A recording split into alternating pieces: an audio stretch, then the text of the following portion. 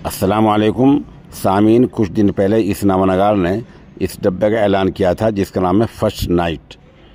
इस डब्बे के जो नताइज रिज़ल्ट आए हैं वो बहुत बेहतर आए हैं और ये दूसरी ताकतों के साथ साथ मर्दाना ताकत के लिए ख़ासी अहमियत का हामिल है। इसकी कीमत 3000 रुपये है। जिसको दरकार हो वो हमारे नंबर 96 27 70 90 14 पर रब्ता कर सकता है। अस्सलामुअलैकुम सामीन, 5 रमज़ानुल मुबारक और 16 मार्च है।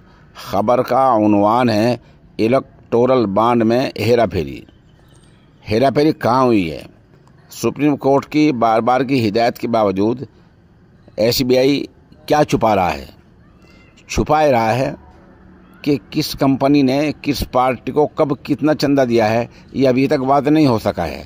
उन कंपनियों के नाम तो सामने आ गए हैं कि इस कंपनी ने इतने बॉन्ड खरीदे, फलां कंपनी ने इतने बॉन्ड खरीदे, फलां कंपनी ने इतने बॉन्ड खरीदे, 1 लाख का खरीदा, करोड़ का खरीदा, 50 लाख का खरीदा, 10,000 खरीदा। ये तो सामने आ गया है, लेकिन ये सामने नहीं आया कि किस कंपनी ने कौन सी पार्टी को कब ये बॉन्ड दिए हैं। ये तारीखवार मरहलावार ये बात सामने नहीं आ रही है।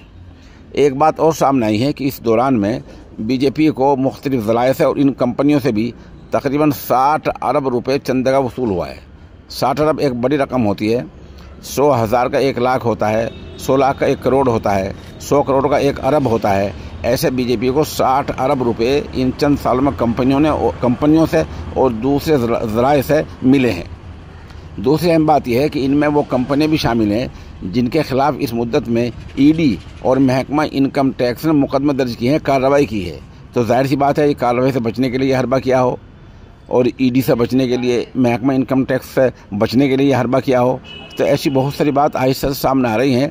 अभी पूरा घपला सामने नहीं आया है। जैसे SBI, state bank of India पूरी मालूमात देगा तो पूरा घपला सामने आ जाएगा।